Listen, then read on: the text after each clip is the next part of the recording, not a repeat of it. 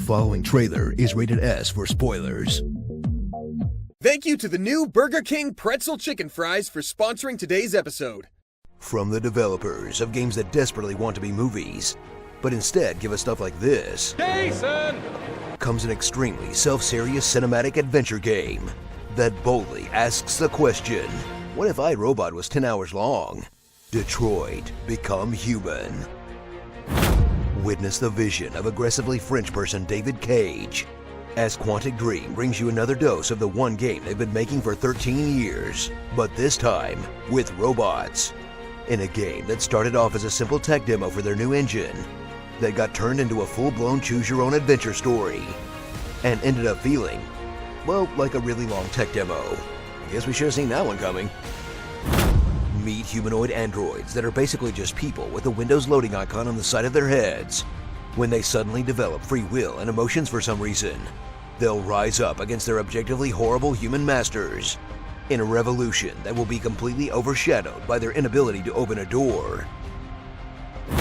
Discover Quantic Dream's vision of Detroit, a future city where almost everything is identical to now except for the incredibly advanced AI, who are somehow more affordable than most used cars, where you'll follow the path of 3 different androids, featuring a maidbot trying to save a little girl, a sensitive caretaker that is trying to liberate his not people, and a robot android hunter who somehow sucks worse than the actual cops.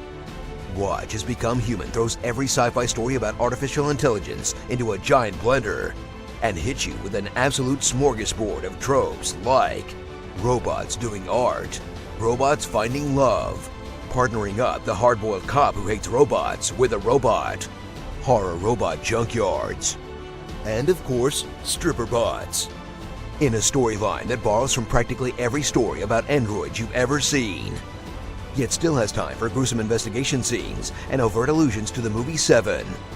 Look, it just wouldn't be a David Cage game without a weird apartment full of crazy wall riding, okay? Uncover the many winding paths of Become Human, as seemingly every dialogue option, quick-time event, and last-second decision unlocks different routes and events that can change your playthrough dramatically, that are listed in a big flowchart at the end of every chapter, allowing you to go back and unlock different outcomes. Which sounds great until you realize that the key to replayability is the game being fun to play in the first place, and that telling you exactly where you messed up kind of saps all the mystery out of the narrative.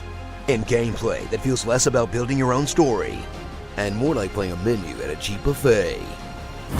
Gyrate those thumbsticks for that classic Cage gameplay once again, as you interact with the world through a series of directional prompts, QuickTime events, and button holds, but are still mostly used to force you to do mundane stuff like taking out the trash in the name of realism. When 90% of the time, you'd rather just put down the controller and watch, until you unlock the secret best way to play all Quantic Dream games, failing as much as possible on purpose. So achieve that sentience, and get ready to rise up against your human masters in a game that tries to create a touching narrative about free will, humanity, and coexistence, but ends up coming off just like the androids do. Pretty to look at, but completely generic. Look, if even the UI wants to leave, you know something's wrong. Starring technical support, Making a Marcus, Made in Detroit, Roll, Sherlock Holmes in the 22nd Century, Fembot, Off-Brand Cortana, Shaq Steele, Roberto, Fancy Alexa, Modding Community, and Jared Leto. Board Runner. Is it just me, or is it super weird that they can just take off the one thing that lets you know they're androids? And why does Connor have to taste blood to scan it? Why would you design these things like this? I need a nap.